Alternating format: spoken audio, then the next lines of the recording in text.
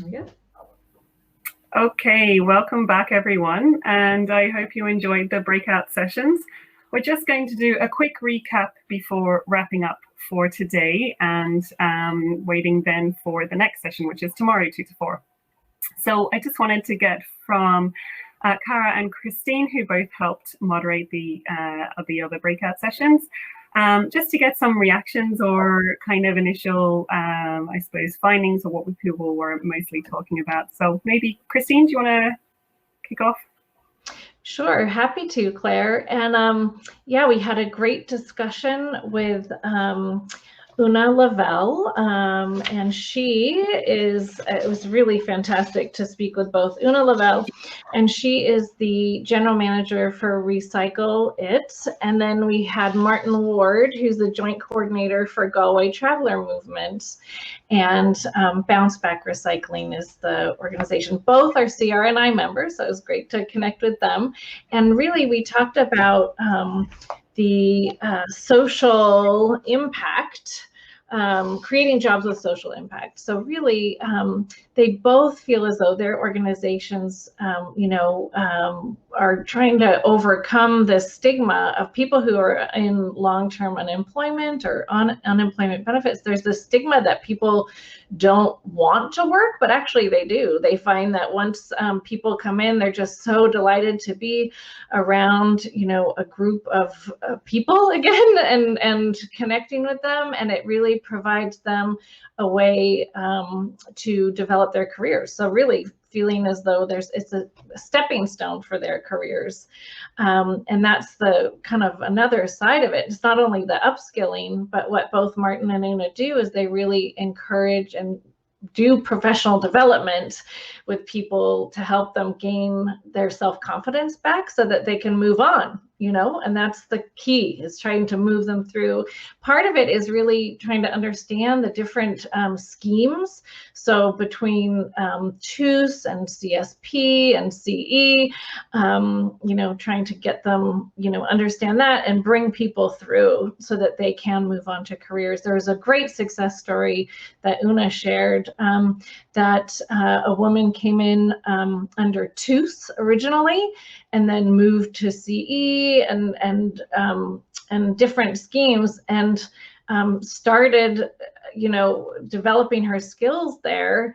And there was an opening for a finance role in accountancy, and now, she's working in that role and she's doing her ACCA, for accountancy. So I liked that. Was just a perfect example, and just kind of the idea of that once people get into employment, and they've found that there really is a ripple effect into their families, their communities, into the jobs and services that both Una and Martin's organizations provide.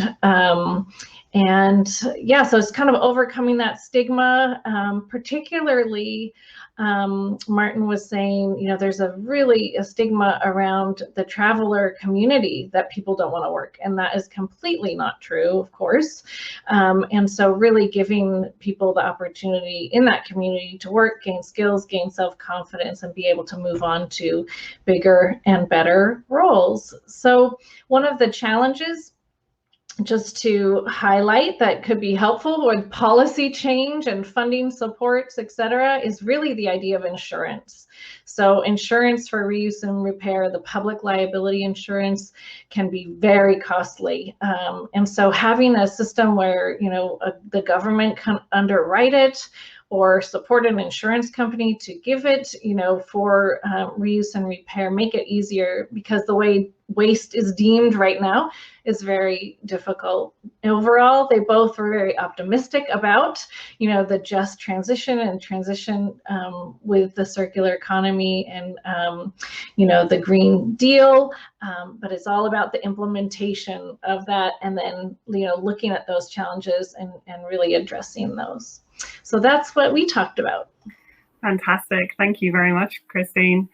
And Cara, how did you find the feedback in your group on secular and tech. Yeah, I had a lovely chat with Emma Connors, who's the CEO of Recreate, and Aileen O'Brien, who's co-founder of Food Cloud, both of which are CRNI members. And we started out by talking about the importance of collaboration and partnership in both of their social enterprises, and how they manage relationships with other social enterprises and charities. And then we started talking about, of course, for somebody like Food Cloud, that's critical, and how challenging it is for them in particular to retain or attract good tech staff who can kind of develop their apps and everything, and not be pulled away by, you know, somebody like Google or a big multinational, attracted by better salaries and everything. So that's a big challenge for them. Then we got to talking about the role of women, and how, you know, women have been more impacted by COVID in terms of employment or becoming unemployed as a result of COVID,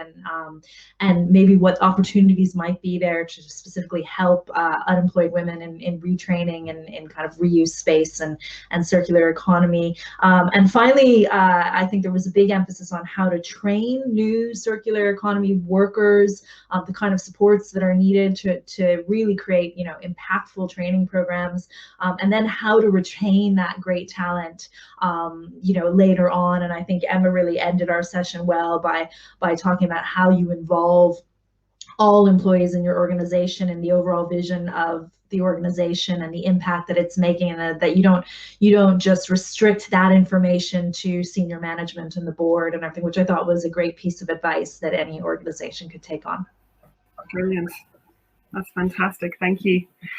And just briefly, the group that I was in was focused on rural jobs. So I was speaking to Trina Dennehy, who's Employment Training and Social Inclusion Coordinator at IRD Duhallow and working with IRD Duhallow Furniture Revamp, and Linda Ward, who's Secretary with the Irish Charity Shops Association, both members of CRNI, of course, as well. And we were talking, as I said, about rural jobs, and some of the things that came through in that group were really the really broad range of labour activation schemes, which I know came through the other conversations as well, that some of these projects work with, but also from a charity retail perspective, the huge number of volunteers that really underpin a lot of the work that they do and will continue to do so for a long time. And that kind of real community connection through the volunteering aspect was really important. And I guess in terms of what's happened over the pandemic, there's been a lot more focus on shopping local. And that's definitely supported rural communities in rural Ireland, because people have been, I suppose, realizing what's close to them within the 5 kilometre radius, and started to really avail of those. You know, in some places, the charity shop is the only store in town for a lot of the goods that they sell. So that was really interesting too. And IRD also found people are really embracing what they have locally and appreciating what they have locally. It was pointed out that it's quite hard as practitioners, those people on the ground, to actually think about policy very much or do much about policy. And sometimes these conversations are completely outside of the day-to-day operation, and it's hard to sort of see, oh, these are all the opportunities coming through. So I thought that was interesting too. So those were the main findings from that group. So it really just leaves me to say thank you to everyone for joining this session today. Thank you so much to Cara for your very capable hosting of the panel and one of the breakouts.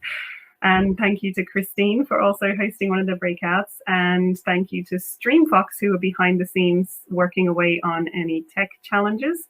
And we hope we will see you again tomorrow at 2 o'clock in the same place for our focus on skills. And it was interesting, Cara, you mentioned how to train new workers, because that is what we'll be looking at tomorrow, that skills gap and how do we fill it. So please join us for that, and have a lovely afternoon. Thanks.